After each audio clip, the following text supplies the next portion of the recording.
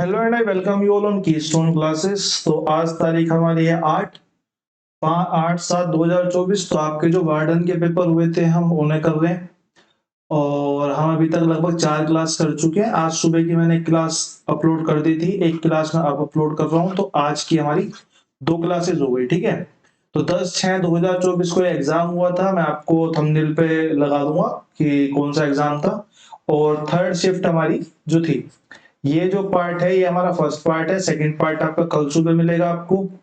और अगर आपको पीडीएफ चाहिए तो आप कीस्टोन क्लासेस वाले चैनल को ज्वाइन कर सकते हो। वहां आपकी पीडीएफ पड़ी हुई है हिंदी में भी और इंग्लिश में भी, ठीक है, दोनों में पड़ी हुई है। हिंदी में आपके शायद 21 और इंग्लिश में शायद आपके 22 पेपर्स हैं। तो जो आपको हिंदी में मिलता है उसे हिंदी से कर लो, जो इंग्लिश में मिलता है वो इंग्लिश से कर लो। जिसका भी मैट्रन का और सुपरिटेंडेंट का पेपर है, एएस का पेपर है, मैं उनसे एक वो करूंगा, रिक्वेस्ट करूंगा, आप लोग एक काम करो, अपने पेपर्स लगाओ अपनी तरफ से, ठीक है। जितने मेरे से हो पाएंगे उतने मेरे से हो पाएंगे। अब कुछ के मैसेज आ रहे हैं कि 13-14 तारीख को पेपर है, सारे कंप्लीट करा दो। भाई मेरे को एक बात बताओ, 1200 क्वेश्चन है, 20 क्वेश्चन कराने में लगभग 1 घंटा लगता है। 1200 क्वेश्चन कराने में लगभग लगभग 60 घंटे लगेंगे। 60 घंटे, समझ रहे हो, 60 घंटे, 60 आवर्स।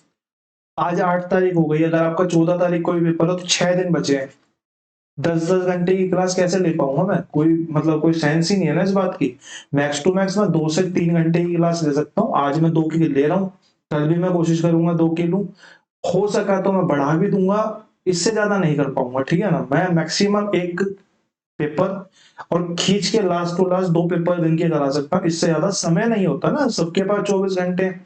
आप अपने यूटिलाइज कैसे कर रहे हो? आपका एग्जाम है, आप उस तरीके से यूटिलाइज कर रहे हो। अब मेरे को भी तो कुछ काम है, सबकी जिंदगी में अपने काम होते हैं भाई, मेरे को भी कुछ काम है। तो मैं ये एक बार क्लेरिफाई कर रहा हूँ सिर्फ आज कि मैं 1 से 2 पेपर मैक्सिमम करा सकता हूँ। एक पेपर मैं मिनिमम कराऊंगा अपना, जब तक ये आपका वार्डन के पेपर खत्म नहीं हो जाते। मैं एक पेपर डेली सोल्व कराऊंगा और हो सका तो 2 कराऊंगा, इससे ज्यादा बिल्कुल भी नहीं हो पाएंगे। बिल्कुल उम्मीद मत करो कि 13-14 तारीख तक सारे पेपर मैं कंप्लीट करा पाऊंगा। मैं अपनी तरफ से सीधा मना कर रहा हूँ, आप अपनी तरफ से कंप्लीट करने की कोशिश करो। बाकी जितना कर रहे हैं लगभग रिपीटेशन है हर एग्जाम में, सब रिपीटेशन ही आ रखा है हर एग्जाम में। तो आपको दिक्कत ज्यादा आएगी नहीं। अगर आपने 4-5वीं क्लास ले रखी है ना, तो आपके मैं मान के चल रहा हूँ कि आपको लगभग 20 के सेक्शन में मान के चलो कि 10-11 क्वेश्चन तो आपको रिपीट टाइप के ही मिलेंगे कि जो पहले हो चुके हैं। अभी मैं आपको इसमें दिखा दूंगा कि कितने रिपीट हो रहे हैं, ठीक है। वेन डायग्राम्स का तो कोई वो नहीं है, अस्तित्व नहीं है। बाकी जो कॉन्सेप्चुअल टाइप है वो आपके रिपीटेशन में है, 10 से 11 क्वेश्चन कम से कम। अभी 4 की क्लास की बात कर रहा हूं मैं, और अगर मैंने गलती से 12-13-14 क्लास ले ली तो 14-15 क्वेश्चन रिपीट दिखा दूंगा मैं आपको, ठीक है। कॉन्सेप्ट के हिसाब से रिपीट होंगे, मार्क नंबर के हिसाब से रिपीट नहीं होंगे। 7,000 का 7,000 बोलो आप मुझे, ठीक है। ये 2 मिनट का मैंने थोड़ा सा टाइम लेके ये चीज बता दी है। मैं पूरे नहीं करा पाऊंगा, किसी भी सूरत में नहीं करा पाऊंगा, समय ही नहीं लगेगा इतना, ठीक है। क्वेश्चन नंबर 1 देख लेते हैं, ठीक है। ये आपकी आज ही वीडियो अपलोड हो जाएगी। एक्स 2 वर्षों के लिए चक्रवृद्धि ब्याज पर चक्रवृद्धि ब्याज पर एक कंपनी में 7,000 रुपए का निवेश करता है, उसे 2746.8 रुपए ब्याज के रूप में देती है, ठीक है। 2 वर्षों के लिए कर रहा है, 7,000 रुपए कर रहा है, ब्याज उसको कितना मिल रहा है? 2746 रुपए और 80 पैसे। ब्याज की वार्षिक दर क्या होगी जिस पर एक्स ने धनराशि निवेशित की? अब इस वाले क्वेश्चन को मैं एएस में कई बार करा चुका हूं, मैं कई बार बोल चुका हूं, इस वाले ईयर से हमें कोई मतलब है नहीं, क्योंकि इसकी कोई जरूरत भी नहीं है, ठीक है। जरूरत क्यों नहीं? क्योंकि मैं बताता हूं, इस टाइप के क्वेश्चन जिसमें आपको अमाउंट दिया होता है, अमाउंट क्या होता है? प्रिंसिपल प्लस में कंपाउंड इंटरेस्ट, जितना भी आपका कंपाउंड इंटरेस्ट है, और आपको प्रिंसिपल पता होता है, प्रिंसिपल नोन होता है। तो हम क्या करते हैं उस केस में, हम क्या करते हैं, हम करते हैं अमाउंट अपॉन में प्रिंसिपल। इसको तब तक बाइफरकेट करते हैं जब तक काटेंगे जब तक कि ये अपनी बिल्कुल न्यूट्रल पोजीशन पे ना आ जाए, मतलब खत्म ना हो जाए, इसके बाद नहीं कटेगा, ठीक है। कोई एससीएफ बीच में नहीं बचेगा। तो अगर इस केस में मैं अमाउंट की बात करूं तो अमाउंट कितना हो जाएगा? 7,000 प्लस में 2746.8, ये हो गया हमारा 7 और 2 9, ये आ गया 6 4 7 और 9 और 0.8, ठीक है। और प्रिंसिपल मेरे को 7,000 दे रखा है। मैंने बोला अगर मैं इसको काटूंगा और मेरे को क्या चाहिए, और मेरे को ये पॉइंट हटाऊंगा तो नीचे 10 आ जाएगा। और मेरे को क्या चाहिए? मेरे को चाहिए स्क्वायर, स्क्वायर या क्यूब जो कुछ भी चाहिए, लेकिन जो 7 है ये तो स्क्वायर क्यूब बनाएगा ही नहीं नीचे। तो सबसे पहले तो मैं 7 को ही काटूंगा। मैंने बोला 7 से काटा तो 1000 आया, 7 से इसको काट लेते तो 7 एकम 7 और 7 या 21 और फिर चली जाएगी माननी 7 निम्मा 63 63 और फिर चली जाएगी 7 दूनी 14 और फिर चली जाएगी 7 चौक 28। ठीक है, इतने पे मानने चली गई, बटे में 10 है। मैंने बोला मैं और काट लेता हूँ, मैं 5 से काट लेता हूँ, 5 दूनी 10 या सिर्फ 2 से काट लेता हूँ, सॉरी 2 से काट लेता हूँ, 2 पंजे 10 और 2 छिक 12। ठीक है, 2 छिक 12 कितना बच गया 1, 2 छिक 12 1, 2 निम 18, 1 2 छिक 12 और 2 दूनी 4। फिर मैंने किससे काट लिया, फिर मैंने काट लिया ये 4 से कट जाएगा, 4 एकम 4 और 4 नहीं कटेगा, 2 से कटेगा। तो 2 से काट लिया तो ये 500 आ गया, 2 से काट लिया तो 2 तिया 6, 2 चौक 8, 2 अट्ठे 16, 2 एकम 2। तो मेरा कट कटा के कितना आ गया 3481 अपॉन में 2500। मेरे को पता है 2500 क्या होता है, ये 50 का स्क्वायर होता है। इससे दो की इसलिए हमें जरूरत नहीं पड़ती कि यहाँ पे हमें देखना पड़ेगा कि स्क्वायर आ रहा है क्यूब आ रहा है, 2 दिया हुआ है, ये फालतू की इंफॉर्मेशन है, कोई इसकी जरूरत है नहीं। तो मेरे को नीचे वाला तो पता चल गया 50 का स्क्वायर है। ऊपर वाले की अगर मैं बात करूं तो इकाई का अंक 1 है। अगर इकाई का अंक 1 है तो मेरे को पता है एक ही स्क्वायर में 2 स्क्वायर ऐसे होते हैं जिनका इकाई का अंक 1 आता है, या तो 1 का स्क्वायर या तो लास्ट में 1 होगा, या तो 9 का स्क्वायर या लास्ट में 9 होगा। इस वाले केस में क्योंकि ये 6 6 36 60 के आसपास है, तो यहाँ पे जो होगा ये स्क्वायर होगा हमारा किसका 59 का स्क्वायर। ठीक है, अब इस केस में क्या हुआ, हर साल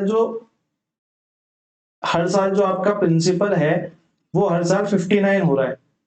हर साल अगर 50 से 59 हो रहा है तो मैं ये कह सकता हूं कि कितने की वृद्धि हो रही है, 9 की वृद्धि हो रही है।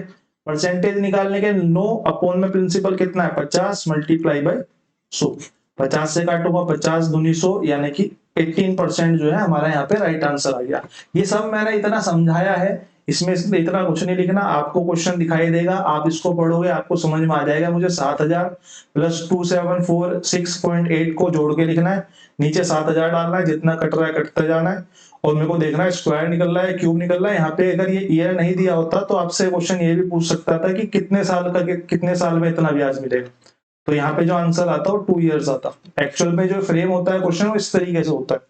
ठीक है, एक्चुअल फ्रेमिंग जो है इस क्वेश्चन की ईयर निकालने के लिए है, ना कि आपका वो निकालने के लिए क्या बोलते हैं परसेंटेज निकालने के लिए। परसेंटेज निकालने के लिए आपको मैंने बता ही दिया। क्वेश्चन नंबर 1 के बाद क्वेश्चन नंबर 2 की तरफ चलते हैं।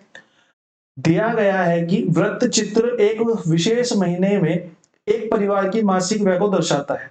एक विशिष्ट वस्तु पर किया गया व्यय दी गई वस्तु की कुल व्यय के प्रतिशत के रूप में दर्शाया गया है। दिए गए महीने में कुल मासिक व्यय 720000 रुपए है। ये मेरे को पाई चार्ट परसेंटेज में दिया है, परसेंटेज में दिया है यानी कि टोटल की वैल्यू जो होगी मेरे दिमाग में सेट है कि 100% होगी, पूरा पाई चार्ट 100% का है। भोजन तथा किराए पर एक साथ किया गया खर्च। भोजन तथा किराए पर मैंने बोला किराया और भोजन, भोजन तथा किराया, भोजन तथा किराए की अगर मैं बात करूं तो ये हो जाएगा 20% प्लस में 37 यानी कि 57% की बात कर रहा है। ठीक है, मैं परसेंटेज ही बोल देता हूं क्योंकि मुझे रुपए से अभी तो मुझे नहीं लग रहा कोई मतलब पड़ेगा। किराए पर एक साथ किए गए व्यय से कितना प्रतिशत अधिक है। वह शिक्षा, ये अलग कॉलम है, शिक्षा और किराए की और बात कर रहा है। शिक्षा कितना है 13, किराया कितना है 20, तो शिक्षा प्लस किराया कितना हो गया हमारा 13 प्लस में 20 यानी कि 33%।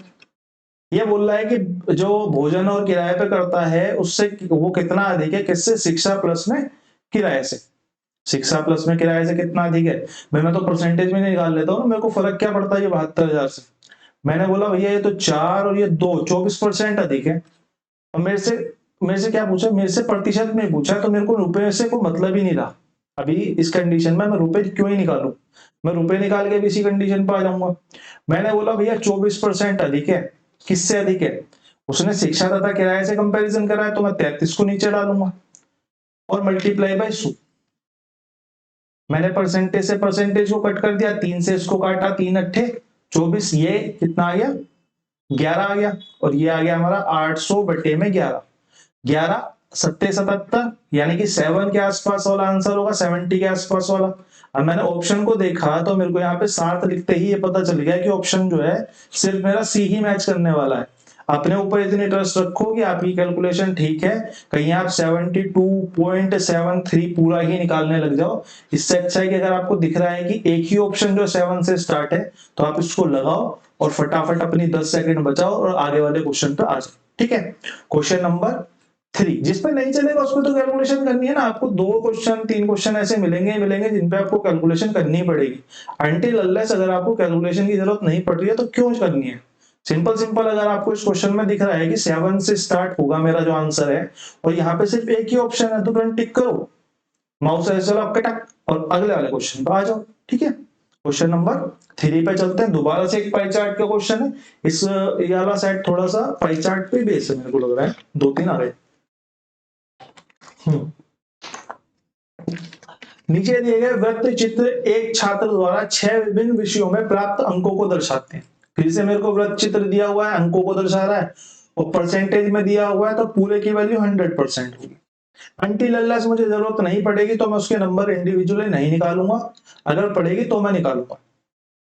छात्र द्वारा प्राप्त कुल अंक 800 है, टोटल 800 है, यानी कि ये जो 100% है ये एक्चुअल में वैल्यू जो है वो 800 की है। एक विशिष्ट विषय में प्राप्त अंकों को इन सभी 6 विषयों के कुल अंकों के प्रतिशत के रूप में दर्शाया गया। मतलब सारे सब्जेक्टों को बाइफरकेट कर दिया यहाँ पे परसेंटेज में। अब उसने पूछा मेरे से सी में प्राप्त अंकों का एफ में प्राप्त अंकों से अनुपात ज्ञात करो। देखो इसमें इसको पिछले क्वेश्चन की तरह इस क्वेश्चन में भी कोई जरूरत नहीं है मेरे को अलग अलग सबके नंबर निकालने की।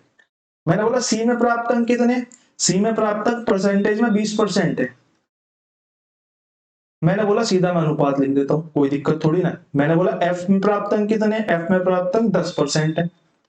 मैं इनका डायरेक्ट अनुपात निकाल देता हूं, परसेंटेज से परसेंटेज कट जाएगी, 0 से 0 कट जाएगी, आंसर मेरा कितना आ जाएगा 2:1। अगर आपको नहीं समझ में आ रहा तो मैं एक बार आपको बता देता हूं। जैसे कि 100% की वैल्यू जो है वो मेरी 800 है, तो मेरे से पहले क्या बोल रहा है सी के प्राप्त अंक, तो मैं सबसे पहले सी के प्राप्त अंक निकालूंगा। सी के कितने हैं, 100 की वैल्यू अगर 800 है तो 20% की वैल्यू कितनी हो गई 800 बटे में 100 मल्टीप्लाई में 20, 2 0 से 2 0 कट गई तो सी की वैल्यू कितनी आ गई मेरी, सी की वैल्यू आ गई मेरी 8 दूनी 16 160। ठीक है, अब ये नंबर्स में वैल्यू आ गई है। अब देख लेना कोई फर्क नहीं पड़ेगा, फर्क ही कोई नहीं पड़ेगा तो मुझे निकालना क्यों है। एफ में प्राप्त अंक कितने हैं 10%। मैंने बोला अगर 100 की वैल्यू 100% की वैल्यू जो है वो 800 है तो एफ कितना है 10% है, 10% है तो 0 ही काट देता हूं ना।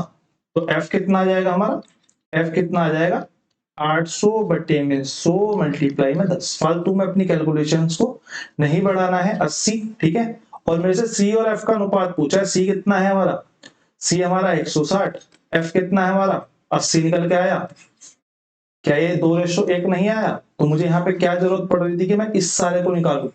जब मैं सीधा परसेंटेज को देख के बोल सकता हूँ 20 और 10 है भाई, 0 से 0 काट दे, 2 और 1 आ गए। ठीक है, ये क्वेश्चन सिर्फ यहाँ देखते ही खत्म हो जाना चाहिए।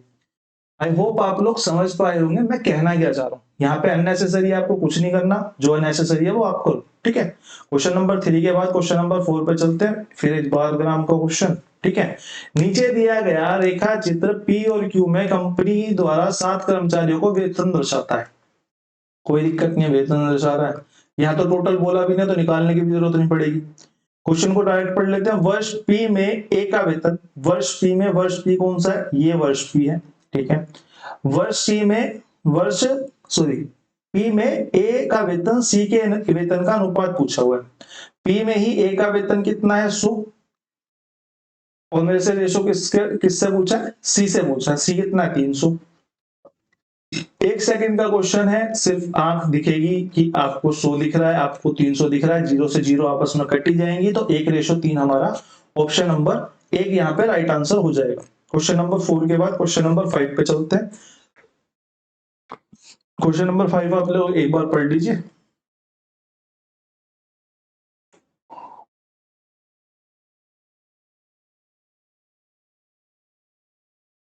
आई होप आप लोगों ने पढ़ लिया होगा। निम्नलिखित में से कौन सी संख्या 24 से विभाजित होगी, which number is completely divisible by 24। ये हमारा क्वेश्चन होगा। ठीक है, इंग्लिश में अगर मैं 24 को देखूं तो मैं बोलूंगा 24 जो होता है ये हमारा 8 मल्टीप्लाई में 3 होता है। यानी कि जो भी संख्या 24 से कटेगी वो 8 से भी कटेगी और वो 3 से भी कटेगी। अब मेरे को 8 और 3 का डिविजिबिलिटी रूल एकदम से याद आता है। यहाँ पे 8 का डिविजिबिलिटी रूल कहता है कि लास्ट के जो 3 डिजिट हैं, लास्ट 3 डिजिट जो है, कितनी भी बड़ी संख्या होगा, लास्ट के 3 डिजिट जो है डिवाइड हो रहे हैं 8 से, तो वो संख्या जो है वो 8 से डिवाइड हो जाएगी। 3 को देखते हैं, मेरे को याद आया कि सम ऑफ ऑल डिजिट्स अगर 3 से डिवाइड है तो वो संख्या सब उससे 3 से डिवाइड हो जाएगी। जैसे कि अगर मैं आपको एक दो एग्जांपल दूं तो मैं ये कह सकता हूं कि जैसे कि 8 से 112 है, 112 8 से डिवाइड होता है। अब आप ऐसे लिख लो कि 3 5 7 8 1 8 1 1 2। इस संख्या को अगर आप 8 से डिवाइड करना चाहते हो, आपको सिर्फ ये देखना है लास्ट के 3 डिजिट डिवाइड हो रहे हैं तो ये पूरी संख्या 8 से कंप्लीटली डिवाइड होगी। ठीक है, चाहे आप करके देख लेना, मैंने ऐसे रैंडम नंबर लिखा है। ठीक है, 3 के केस में क्या होगा, सम ऑफ ऑल डिजिट्स जो है वो 3 से अगर डिवाइड हो रही है तो वो 3 से डिवाइड होगी। जैसे कि अगर मैं लिखूंगी 8 5 1 4 7 3 7 3 2 और 6, अगर ये 3 से डिवाइड हो रही है सम इसका, तो फिर ये 3 से डिवाइड हो गया। अगर मैं सम निकालना चाहूं तो मैं एक काम करता हूं, जहां भी 3 बन रहा है मैं उसको काट देता हूं, या 3 का मल्टीपल बन रहा है वहां मैं उसको काट देता हूं। जैसे कि मैंने 8 और 1 को काट दिया, 9 बन रहा था। 5 और 4 को काट दिया, 9 बन रहा था। 7 और 2 को काट दिया, 9 बन रहा था, 3 से कट रहा था। 3 काट दिया, 3 से कट रहा था। अगर ये सब कट रहा है तो ये संख्या 3 से भी डिवाइड होगी, चाहे आप अपने पेन कॉपी में करके देख लेना। ठीक है, अब इस केस में क्या है, क्वेश्चन क्या कह रहा है, निम्नलिखित में से कौन सी संख्या 24 से पूरी तरीके से विभाजित है। वो 8 से भी कटनी चाहिए और 3 से भी कटनी चाहिए। सबसे मेरे को तो इजी जो पड़ेगा वो 3 को चेक करना पड़ेगा। मैं 3 को चेक कर लेता हूं। मैंने बोला 8 4 12, 12 और 12 और 8 20 और 5 25। क्या 25 3 से कटता है? नहीं कटता, तो 3 से नहीं कटेगी तो 24 से भी नहीं कटेगी। 9 दिखा, मैंने 9 काट दिया। मैंने बोला 4 और 2 6 दिखा तो 6 भी काट दिया। यहाँ पे 8 बचता है, तो 8 क्या 3 से कटता है? नहीं कटता। मैंने यहाँ पे देखा 6 जो है वो 3 से कट रहा है, तो इसको मैंने हटा दिया। 7 और 4 11 और 4 15। क्या 15 3 से कट रहा है? हाँ भाई, 15 तो 3 से कट रहा है, तो ये वाली संख्या तो कटेगी। लेकिन ऐसा हो सकता है 2 ऑप्शन कट रहे हो तो मैं 8 को भी चेक करना पड़े, तो हमें लास्ट को भी चेक करना पड़ेगा। जैसे कि मैंने देखा 7 और 2 9, ये तो कट गया। लेकिन 7 और 4 11, ये 3 से नहीं कट रहा। सिर्फ एक ही संख्या ऐसी है जो 3 से कट रही है, तो मैं 8 को चेक करने की भी जरूरत इसमें नहीं पड़ी। क्वेश्चन नंबर 5 के बाद सीधे चलते हैं क्वेश्चन नंबर 6 की तरफ। आपके पेपर में पहले भी आ चुका है और मैं पहले भी करा चुका हूं, एक बार पढ़ लीजिए। 23 विद्यार्थियों का औसत भार 59 केजी है। भाई 23 विद्यार्थी हैं, उनका औसत भार जो है 59 केजी है। मेरे को कोई मतलब है ही नहीं अब इससे। उस समूह के एक नए विद्यार्थी के शामिल होने पर औसत भार में 1.5 किलोग्राम बढ़ जाता है। 1.5 किलोग्राम क्या हो रहा है? बढ़ रहा है। 1.5 किलोग्राम बढ़ रहा है, एक नया विद्यार्थी शामिल हो रहा है। ना तो कोई गया है, सिर्फ एक विद्यार्थी नया आया है। तो मैं बोलूंगा कि अब जो व्यक्ति हो गए वो 24 हो गए। 24 पे 1.5 किलोग्राम बढ़ गया। अगर मैं प्रत्येक पे 1.5 किलोग्राम बढ़ा रहा हूं 24 पे, तो मैं ये कह सकता हूं कि टोटल पे 24 मल्टीप्लाई में 1.5 यानी कि 36 केजी बढ़ गया होगा। सभी पे 36 केजी बढ़ गया होगा। अगर सभी पे 36 केजी बढ़ गया, पहले औसत भार 59 था, नया बंदा जो है वो 59 तो लेके आया, लेकिन वो 36 केजी और लेके आ गया अपने साथ, जिसकी वजह से ये भार डिस्ट्रीब्यूट हुआ 36 केजी का। तो ये नया बंदा जो आया वो कितने किलो का आया? वो 95 केजी का आया। ठीक है, बाकी आप नॉर्मल कर सकते हो। 23 की मल्टीप्लाई 59 में करोगे, यहाँ पे टोटल आ जाएगा 23 की मल्टीप्लाई 59 प्लस में 1.5 हो जाएगा 60.5। इससे करोगे, यहाँ पे टोटल आ जाएगा। इस टोटल में से इस टोटल को उठा के माइनस कर दोगे तब भी आपका आंसर आ जाएगा, पर टाइम क्यों वेस्ट करना है, क्यों? ठीक है, क्वेश्चन नंबर 6 के बाद क्वेश्चन नंबर 7 पे चलते हैं। क्वेश्चन नंबर 7 हमारा कह रहा है 6/7, 7/8, 7/15 तथा 6/13 में से इनमें से कितने भिन्न 1/2 और 2/3 के बीच में? इसकी कोई शॉर्ट ट्रिक नहीं होती, कुछ नहीं होता, आपको सीधा काट के देखना ही पड़ेगा। ठीक है, अगर मैं 1/2 की बात करूं तो मेरे को पता है 0.5 होता है। 2/3 की बात करूं तो थोड़ा सा अगर मैं पढ़ा लिखा हूं तो मेरे को पता है कि 2/3 3 छिंग 18, 3 छिंग 18, 3 छिंग 18 यानी कि 0.67 के इक्वल होता है। ठीक है, 0.67 के इक्वल होता है। बस मेरे को ये चेक करना है कौन सी संख्या है जो 0.5 और 0.67 के बीच में लाई कर रही है। मैंने 6/7 को उठाया, मैंने ऐसे पहाड़ा पढ़ना स्टार्ट करा। 7 दूनी 14, 7 तिया 21, 7 चौक 28, 7 पंजे 35, 7 छिंग 42, 7 सत्तू 49, 7 अट्ठे 56 और 7 नीम 63। तो 7 अट्ठे 56 और 7 नीम 63, तो ये इसके बीच में कहीं आएगा। 8 से बड़ा हो गया, हमें तो 6-7 तक चाहिए, बस 0.67 तक चाहिए। तो ये नंबर जो है वो नहीं आएगा इसके बीच में। मैंने 8/7 को भी ऐसी करना स्टार्ट करा। 8 8 64, 8 नीम 72, 72 तो नहीं है, 70 है लगभग।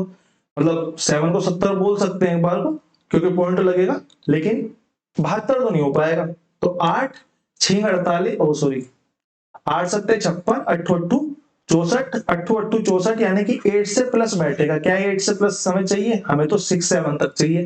तो ये वाली संख्या भी खत्म हो गई। ऐसे ही अगर मैं 7/15 को चेक करता हूं, तो अगर मैं 15 से चेक करूंगा तो 15 चौका 60, 15 पंजे 75, तो 15 चौका 60 पे कहीं आएगा। 15 पंजे 75 तो ज्यादा हो जाएगा। अगर ये ज्यादा हो जाएगा तो भैया ये तो इससे भी कम रह गया, तो ये भी हमारा आउट हो जाता है।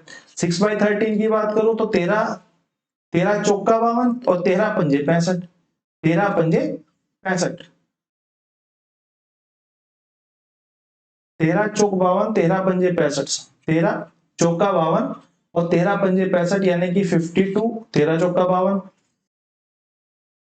और 13 पंजे 65, 65 ज्यादा हो जाता है, तो ये 5 के ऊपर जा ही नहीं पाएगा, ये 5 से भी कम रह जाएगा। तो हमारा आंसर क्या हो जाएगा? इनमें से कोई भी नहीं है जो हमारा 1/2 और 2/3 के बीच में लाई करता हो। क्वेश्चन नंबर 7 के बाद क्वेश्चन नंबर 8, एक और पाई चार्ट का क्वेश्चन। आंसर बाद में देखेंगे, पहले इसे देख लेते हैं। नीचे दिया गया रेखा चित्र 7 दुकानों द्वारा बेची गई कलम की संख्या बताता है। ए बी सी डी द्वारा बेचे गए कलम की कुल संख्या ज्ञात करो। सिंपल सा प्लस करना है आपके होमवर्क में। ये तो बोलते रहते तो पेपर ज्यादा कराओ, पर होमवर्क का आंसर कोई नहीं देता। क्वेश्चन नंबर 9 पे आ जाते हैं। बिलिंग क्यों करा पता नहीं। क्वेश्चन नंबर 9 पे आते हैं। 1 की क्यूब प्लस 2 की क्यूब प्लस 3 की क्यूब डॉट डॉट डॉट 10 की क्यूब तक का मान है। मेरे से पूछा है कि इसका मान क्या होगा। ठीक है, मैंने आपको पिछली क्लास या उससे पिछली क्लास में क्यूब वाला फॉर्मूला पढ़ाया था। अगर किसी को याद हो तो यस लिख देना जरा। ठीक है, तो अगर मैं क्यूब वाले फॉर्मूले की बात करूं, sum of cube of n numbers, थोड़ा सा गड़बड़ हो गई है शायद इसमें कुछ, है ना। कोई बात नहीं, इतना तो काम चल ही जाएगा। ये हमारा होता है n स्क्वायर, n प्लस में 1 का स्क्वायर अपॉन में 4 के। ठीक है, अब यहाँ पे इस केस में n क्या है? इस केस में n है 10 की क्यूब। 10 की क्यूब यानी कि हमारा n कितना हो गया? n हमारा 10 हो गया। 10 क्वेश्चन ही रखेंगे, 10 के बाद मैं एक बार इसे देख के दोबारा से प्लॉट करूंगा फिर। ठीक है, n इज इक्वल टू 10 के। अगर n इज इक्वल टू 10 के है तो मैं यहाँ पे वैल्यू डाल देता हूँ 10 की। अगर मैं यहाँ पे वैल्यू डालता हूँ 10 की, तो यहाँ पे आएगा 10 का स्क्वायर यानी कि 10 मल्टीप्लाई 10 और 10 प्लस में 1 यानी कि 11 मल्टीप्लाई में 11 अपोन में 4। 4 से अगर मैं इसको काटता हूँ तो 4 पंजे सॉरी 2 पंजे 10 और 2 पंजे 10, तो ये हमारा आएगा 25 मल्टीप्लाई में 121। और जब हम इसको मल्टीप्लाई करेंगे तो ये हमारा आ जाएगा 3025। ठीक है, 3025 हमारा जो है यहाँ पे राइट आंसर हो जाएगा ऑप्शन नंबर 3। ठीक है, क्वेश्चन नंबर 9 के बाद क्वेश्चन नंबर 10 पे चलते हैं। सिंपल सा क्वेश्चन, चक्रवृद्धि ब्याज का क्वेश्चन, देखते हैं क्या बोला है। नहीं, सिंपल क्वेश्चन नहीं है, कॉन्सेप्चुअल क्वेश्चन। ठीक है, बस पता नहीं इस लैपटॉप में क्या हो गया। चक्रवृद्धि ब्याज की समान दर पर निवेश की गई एक राशि 3 वर्षों में 1800, 6 वर्षों में 7200 हो जाती है। राशि याद कीजिए। मैं उन्हें बोला भैया देखो 3 और 6 वर्षों में बोला हुआ है, तो कुछ निकालना तो मेरे बस की है नहीं। तो मैं बोलता हूँ ये जो है 3 ईयर्स में 1800 से 7200 हो रही है, तो मैं ये निकाल सकता हूँ कितने गुना हो रही है। मैंने बोला 3 साल में 1800 से 7200 हो जाती है। मैंने बोला ये अगर 1 है तो ये 3 गुना हो रही है, ये 3 हो रही है, यानी कि 1 से राशि 3 गुना हो जाती है कितने साल में? 3 साल में। आपको हमेशा गैप देखना है। अगर वो बोला 2 साल का आपको दे देगा और 4 का दे देगा, तो आप बोलोगे कि हर 2 साल में वो इतने गुना हो रही है। यानी कि राशि जो है वो हर 3 साल में 3 टाइम्स हो रही है। और मेरे से राशि पूछी है, मैंने बोला अगर 3 साल में 3 टाइम्स हो रही है तो 1800 जो है, 1800 जो है वो एक्चुअल में 3 की वैल्यू होनी चाहिए भाई। अगर हर 3 साल में रेशो जो है वो 1 और 3 का है, तो पहले साल 1 का रहा होगा और तीसरे साल 3 का रहा होगा, तो 3 की वैल्यू कितनी हो गई 1800, 3 की वैल्यू 1800 और 3 की वैल्यू 1800 और आपकी 1 की वैल्यू कितनी आ जाएगी 1800। अरे चल गया, सही चल गया भाई, पेन चेंज करते चल गया। चलो ठीक है, पूरे कर लेंगे फिर तो। 1 की वैल्यू 1800, सॉरी 1 की वैल्यू 1800 बटे में 3 यानी कि 3, मैंने कुछ गड़बड़ कर दिया, 18 चौक 72 होता है, सॉरी पेन के चक्कर में ना कैलकुलेशन भी गड़बड़ हो गई, 3 टाइम्स नहीं 4 टाइम्स होगा, ठीक है। 18 चौक 72 होता है, रेशो जो है 1 और 4 का आएगा, ठीक है। तो हर 3 साल में 4 टाइम हो जाएगी, यानी कि अगर पहले साल 1 रही होगी राशि, तो तीसरे साल जो है थर्ड ईयर पे 4 हो गई होगी। तो अगर 4 हो गई होगी तो 4 की वैल्यू कितनी होगी 1800, तो 1 की वैल्यू कितनी होगी 1800 बटे में 4, 4 से मैं डिवाइड करूंगा तो 4 चौक 16 और 4 पंजे 20, 450 रुपए हमारा यहाँ पे राइट आंसर आ जाएगा, ठीक है। क्वेश्चन नंबर 10 के बाद क्वेश्चन नंबर 11 चलते हैं, क्योंकि हमारा लैपटॉप अपने आप ही अचानक से सही हो गया है, ठीक है। क्वेश्चन नंबर 11 आप एक बार पढ़ लीजिए, फिर मैं आपको करा देता हूं क्या कह रहा है क्वेश्चन।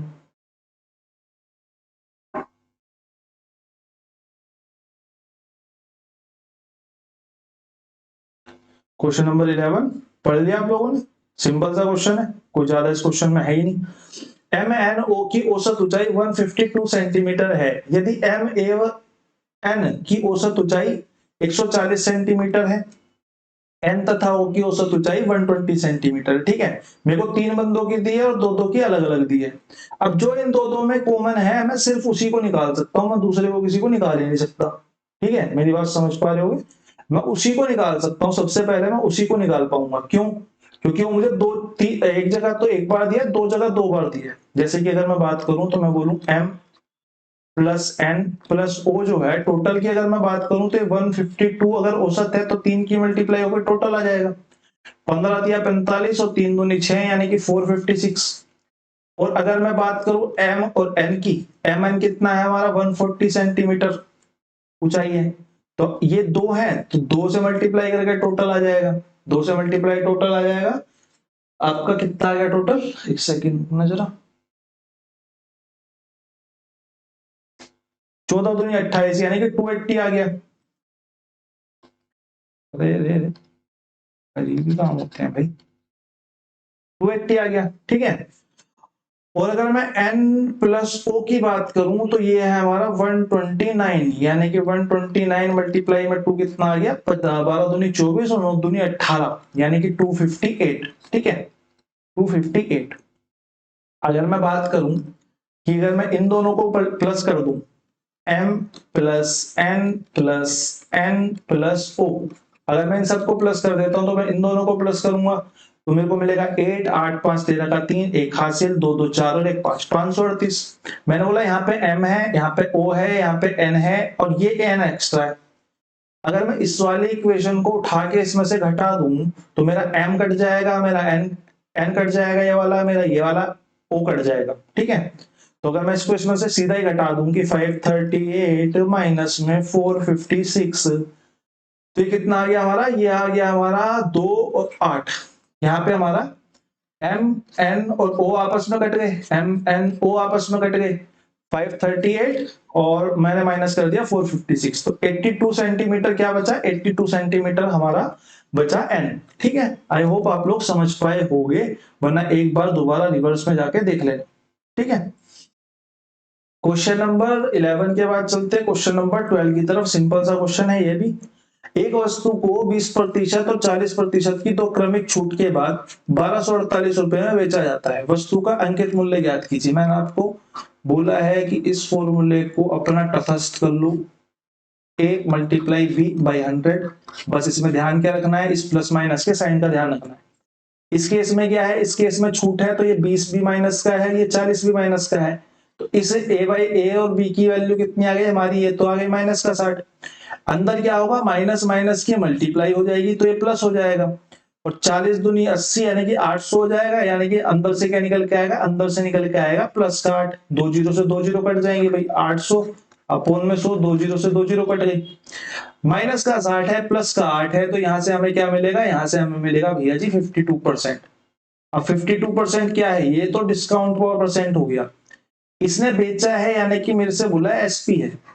अगर डिस्काउंट 52% है, एसपी 1248 है, तो मैं ये बोल सकता हूं कि अगर इसका मार्केट प्राइस 100% रहा होगा तो इसने 52 का डिस्काउंट देके इसको 48% पे बेच दिया होगा, यानी कि मेरे को सीधा सीधा 48% की वैल्यू कितनी दी है, 1248। ठीक है, और मेरे से क्या पूछा, वस्तु का अंकित मूल्य पूछा। अंकित मूल्य कितना है, अंकित मूल्य 100% है, क्योंकि छूट जो है वो हमारी किस पे दी जाती है, अंकित मूल्य पे, यानी कि मार्केट प्राइस पे, या मार्केट प्राइस या मार्क प्राइस, दोनों में से कुछ भी बोल लो। तो 1248 बटे में 48 मल्टीप्लाई बाई 100। ठीक है, काट लेते हैं, कितना कटेगा, 12 चौक 48, 12 एकम 12, 12 दूनी 36, 12 12 24, 12 तेईस 36, 12 चौक 48, 4 से फिर कट जाएगा, 4 दूनी 8 और 4 छींक 24, तो 26 की मल्टीप्लाई हो जाएगी इसमें 100 में, तो ये आ जाएगा हमारा 2600, राइट आंसर आ जाएगा। ठीक है, क्वेश्चन नंबर 12 हमारा खत्म। क्वेश्चन नंबर 13 पे चलते हैं। बेसिक सा प्लस माइनस का क्वेश्चन है, मेरे को नहीं लगता इसमें तो किसी को कोई प्रॉब्लम होनी नहीं चाहिए।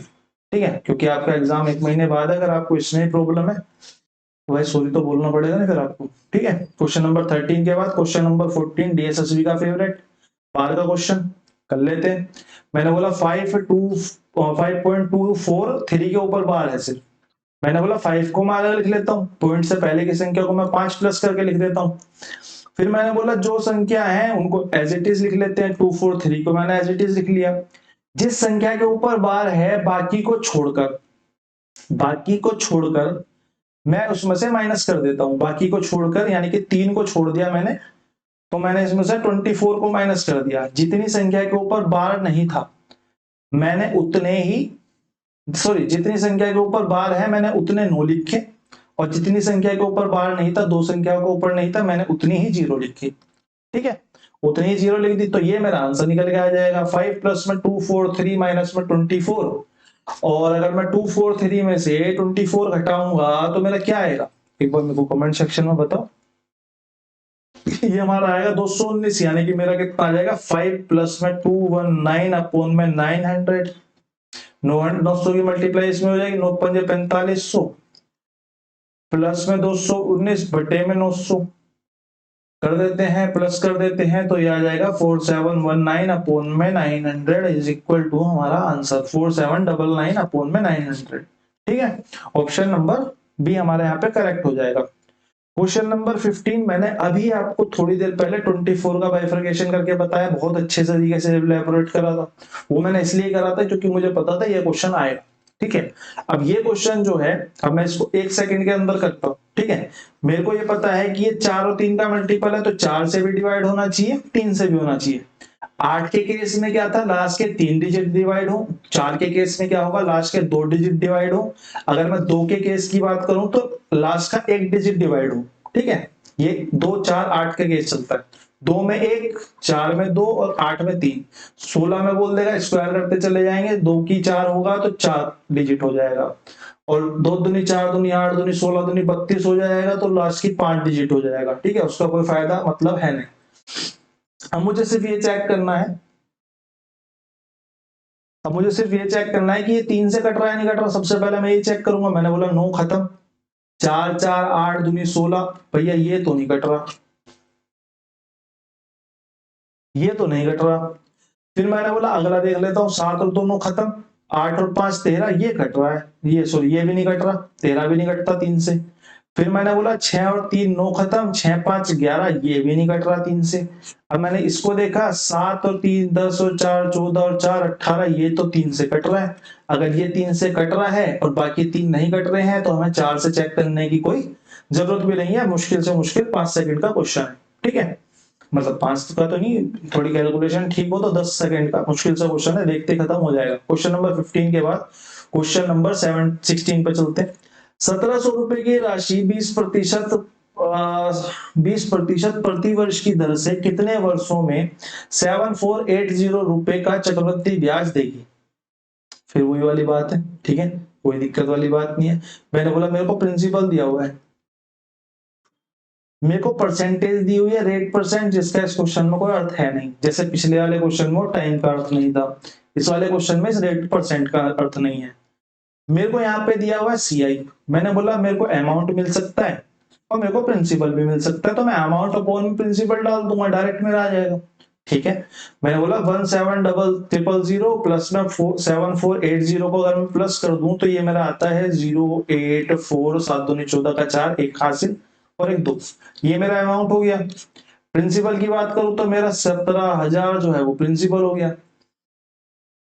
अब मैंने देखा 17,000 है, 17,000 देखते मेरा दिमाग ठनका, जैसे उस 7 को देख के ठनका था, ये स्क्वायर तो 17 नहीं बना पाएगा किसी भी कंडीशन में, तो सबसे पहले मैं 17 को ही निपटा देता हूँ।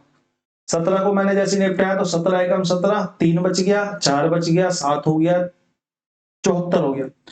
17 दिया 51, 17 चौका 68, 17 चौका 68, 74 में से 68 गए तो आपके बच गए 6, फिर 68 हो गया तो 44, और इस एक जीरो से इस एक जीरो को काट देते हैं, ये कितना आ गया 144 अपॉन में 100। वैसे तो मेरे को ये 10 का स्क्वायर और ये 12 का स्क्वायर दिख रहा है, लेकिन मैं इसको और काटूंगा क्योंकि हम जितना हो सकता है उतना काटते हैं, ठीक है। तो ये आएगा हमारा 36 अपॉन में 25, किससे काटा हमने, 4 से काटा। 25 मेरे को पता है किसका स्क्वायर है, 5 का स्क्वायर है, 36 मेरे को पता है 6 का स्क्वायर है। अगर स्क्वायर आ रहा है तो 2 साल की बात हो रही थी, अगर गलती से क्यूब आ जाता तो ये 3 साल की बात हो जाती, ठीक है, अगर ये क्यूब रूट निकलता तो, ठीक है। आई होप आप लोग समझ पाए होंगे। ऑप्शन नंबर 2 हमारा यहाँ पे राइट आंसर हो गया। ऊपर मैंने एक क्वेश्चन इसीलिए बहुत अच्छे तरीके से समझाया, आप लोगों को आगे आगे पता चल जाएगा कैसे हिसाब किताब है ना। एक लड़का 1.5 रुपए प्रति की दर से टॉफियां खरीदने के लिए 45 रुपए खर्च करता है। अगले दिन में प्रति टॉफी 25 पैसे की छूट के साथ खरीदता है। 1.5 में पहले खरीद रहा था, छूट के बाद कितना कम हो गया, 1.25 हो गया होगा, ठीक है। 90 रुपए की कुछ टॉफियां खरीदी, ठीक है, कोई दिक्कत नहीं, मेरे को पता ही नहीं अभी तो कितनी खरीदी। मैंने उसने फिर बोला प्रति टॉफी की औसत कीमत बताओ, मतलब ये दोनों दिनों की औसत कीमत की बात कर रहा है। अगर ये 1.5 रुपए प्रति टॉफी की दर से खरीद रहा था, पर पीस बोल देते हैं, पर पीस के हिसाब से 45 रुपए खर्च करे, तो क्वांटिटी की अगर मैं बात करूं तो क्वांटिटी कितनी होगी, 45 अपॉन में 1.5, जीरो आ जाएगा, 15 दिया 45, क्वांटिटी कितनी आ जाएगी, 30 आ जाएगी। मैंने बोला 1.25 की दर से, 1.25 पर पीस की दर से अगर वो खरीदता है और 90 रुपए खर्च करता है, तो यहाँ पे कितनी क्वांटिटी आ जाएगी, यहाँ पे तो 30 आ गई, इसको अपना नोट डाउन करके रखना। मैंने बोला 90 अपॉन में 1.25, अब पॉइंट यहाँ से हटाऊंगा तो ये आएगा 100, और 25 पंजे 125, और 25 चौका 100, और 5 दूनी 10, और 9 दूनी 18, चौका 72 आ जाएंगी। भैया जी पहले वो 30 टॉफी खरीद चुका था इस वाली कंडीशन से, और 72 टॉफी अब खरीद चुका है, यानी कि इन टोटल तो वो 102 टॉफी खरीद चुका है। इन टोटल तो वो 102 टॉफी खरीद चुका है। अगर 102 टॉफी खरीद चुका है, औसत मूल्य मेरे से पूछा है, तो टोटल पैसे कितने खर्च करे, टोटल मनी उसने कितनी स्पेंड करी है, 45 पहले करे थे, 90 बाद में करे थे, 9 4 13, 135 रुपीज। अगर मैं एवरेज की बात करूं तो एवरेज क्या होगा हमारा, टोटल मनी जितनी स्पेंड करी है और टोटल आर्टिकल जितनों पे स्पेंड करी है, 102 बटे में आ जाएगा। काट लेते हैं भैया जी, देखो ऑप्शन थोड़े थोड़े नियर बाई है तो हमें काटना तो पड़ेगा। 102 एकम 102, या फिर मैं बोल सकता हूँ इसको 100 बोल दूं तो ये 1 मैं नीचे वाले को थोड़ा कम घटा रहा हूँ, मैं थोड़ा घटा रहा हूँ, तो ऊपर वाले की वैल्यू थोड़ी ज्यादा आएगी, यानी कि 1.35 जो है, अगर मैं थोड़ा सा आपको बताऊं, अगर मैं नीचे वाले को घटा दूं, मैंने नीचे वाले को 102 से 100 कर दिया, तो मैं ये बोल सकता हूँ कि जो 1.35 आया है ये एक्चुअल आंसर से थोड़ा सा ज्यादा होगा, थोड़ा सा ही ज्यादा होगा, तो मेरे को 1.32 ही दिख रहा है इसके आसपास, तो ये मेरा राइट आंसर हो जाएगा, वरना मैं इसे काट ही लेता हूँ क्योंकि मेरे को सेटिस्फेक्शन नहीं आ रहा बिना काटे। 102 एकम 102 पॉइंट लग जाएगा, कितना बच जाएगा 33, 330 हो जाएगा, तो ये 3 पे चली जाएगी मानी। अगर 3 पे चली जाएगी तो सेकंड वाली पोजीशन आते ही मेरे को यहाँ पे पता चल गया कि सेकंड वाली पोजीशन सिर्फ एक में है, तो यहाँ पे मेरा सेकंड डिजिट पे ही आंसर क्लिक हो गया, ठीक है। क्वेश्चन नंबर 17 के बाद क्वेश्चन नंबर 18 सिंपल सा डिवाइड का क्वेश्चन है, पॉइंट्स का क्वेश्चन है, बस अगर किसी को दिक्कत होती है कमेंट सेक्शन में बता देना, अगले क्लास में इसे करा दूंगा, ठीक है। लेकिन अगर आज बताओगे तो मैं कल शाम तक के में करा पाऊंगा, वरना मैं नहीं कराऊंगा, ठीक है। तो ये आपके होमवर्क में हो गया, शायद 1-2 क्वेश्चन हो चुके हैं होमवर्क में ना, जरूरी भी होते हैं, थोड़े पेन आपके भी चलने चाहिए ना। 1050 19 वाला क्वेश्चन पढ़ लेते हैं। 1050 रुपए पर 50% की एक एकल छूट दी जाती है, एक छूट दी जाती है 50% की। और फिर उसने बोला यदि 40 और 10% की से दो अलग अलग छूटें दी जाती, 40% की और 10% की, तो दोनों के विक्रय मूल्य में क्या अंतर होता। मैंने बोला है इसको खोट के पी जाओ। ये बाबूजी फेवरेट हो रखे हैं आजकल मार्केट में, ठीक है। a plus B plus minus में a इंटू बी बाई 100, ठीक है। ये भाई साहब फेवरेट हो रखे हैं। अगर मैं इनको इसमें डालता हूं 40 और 10 कितना हो गया, 40 और 10 तो 50 हो गया, क्योंकि छूट है तो माइनस होगा अंदर से, क्योंकि छूट है तो माइनस और माइनस दोनों माइनस होंगे, तो दोनों माइनस होंगे तो आपका प्लस का निकल के आएगा, तो प्लस का कितना निकल के आएगा, 2 जीरो से 2 जीरो कट जाएंगे, दिमाग में काटो। और यहाँ पे 4 एकम 4, तो प्लस का 4 निकल के आएगा, यानी कि ये जो एकल छूट है ये किसके बराबर होगी, ये हमारी 46% के बराबर होगी। यहाँ पे 56% मिल रही थी, यहाँ पे 46% मिल रही थी, यहाँ पे कितने का अंतर आ रहा है, 4% का अंतर आ रहा है। मेरे से अंतर ही पूछा हुआ है। मैं एक काम करता हूँ, 1050 की वैल्यू मेरे को पता है कि ये 100% के बराबर होगा, तो मैं 4% की निकाल देता हूँ। 4% की निकालने के लिए मेरे को 25 से डिवाइड करना पड़ रहा है, मैं सीधा 25 से डिवाइड ही ना कर दूं। 25 चौका 100 और बच गया 5 और 0, 25 बनी 50, 42 रुपया हमारा आंसर आ गया। आप एक बार अपने हिसाब से कैलकुलेट कर लेना, ठीक है। क्वेश्चन नंबर 19 के बाद question number 20। Question number 20 is a very जबरदस्त क्वेश्चन, ठीक है। अपनी पेन कॉपी निकाल लो, जो भी आपका रफ रजिस्टर, फेयर रजिस्टर, जो जिसमें भी नोट कर रहे हो। मुझे पता 10-5 दिन के लिए पढ़ रहे हैं लोग भाई, इससे ज्यादा के लिए बहुत कम लोग पढ़ रहे हैं, ठीक है। अगर आप लोग आगे के लिए पढ़ रहे हो तो इस क्वेश्चन को नोट डाउन जरूर करना। ये क्वेश्चन क्या है हमारा, 11 की क्यूब, 13 की क्यूब, 15 की क्यूब, 29 की क्यूब। अभी हमने एक क्यूब पे क्वेश्चन करा है, लेकिन वो क्या था, वो n से स्टार्ट हो रहा था और जो इनका डिफरेंस था वो 1 था। इस कंडीशन में डिफरेंस जो है वो हमारा 1 नहीं है। इस कंडीशन में हमारा जो डिफरेंस है वो हमारा 1 नहीं है। इसके लिए फॉर्मूला जो बनेगा वो बनेगा हमारा n square n square n square n square n square n square और 2n स्क्वायर प्लस में सॉरी माइनस में 1, प्लस में नहीं माइनस में। ये क्वेश्चन बहुत कम आता है, बहुत रेयरली आता है, ठीक है। बहुत रेयरली ये क्वेश्चन आता है, और बहुत पहले आते थे क्वेश्चन, बहुत ज्यादा क्वांटिटी में आते थे। ये मुझे लग रहा है 1-2 सेटों में ठीक ठाक क्वांटिटी में दे रखा हुआ। तो n स्क्वायर और 2n माइनस में 1, जब डिफरेंस जो पूछा हुआ है वो 2 का हो, डिफरेंस जो है वो 2 का हो, सीरीज जो है वो 2-2 के डिफरेंस पे चल रही हो, ठीक है, तब इस कंडीशन में ये काम करेगा। और प्लस में, क्योंकि ये n नंबर पे काउंट करता है, n नंबर से चालू होता है, n नंबर यानी कि इनिशियल पहले 1 नंबर से स्टार्ट होगा, तो मेरे को क्या करना पड़ेगा, मेरे को करना पड़ेगा 1 की क्यूब प्लस में 3 की क्यूब से लेके 11 से पहले 9 आएगा, तो 9 की क्यूब, इसको निकालना पड़ेगा। और इसको क्या करना पड़ेगा, इसको माइनस करना पड़ेगा किसमें से, 1 की क्यूब प्लस 3 की क्यूब प्लस 5 की क्यूब से लेके 29 तक की क्यूब में से। जब मैं इसको इसमें से माइनस कर दूंगा तो मेरे को 11 से मिल जाएगी जो हमें सीरीज चाहिए। अगर मैं इसकी बात करूं तो ये क्या होगा, n स्क्वायर यानी कि 9 और एक 10, और इसका जो n आएगा निकल के वो आएगा 10/2। पहली संख्या आखिरी संख्या डिवाइडेड बाय 2, क्योंकि गैप जो है वो हमारा 2 का है। मेरे को ये बताने की जरूरत तो मुझे लगता नहीं है, पढ़नी चाहिए, ठीक है। 5, अगर n इसका 5 आ गया तो मैं n की जगह यहाँ पे डाल देता हूँ 25, डायरेक्ट लिख दूं 25 मल्टीप्लाई में 5 25 दूनी 50 माइनस में 1 यानी कि 49।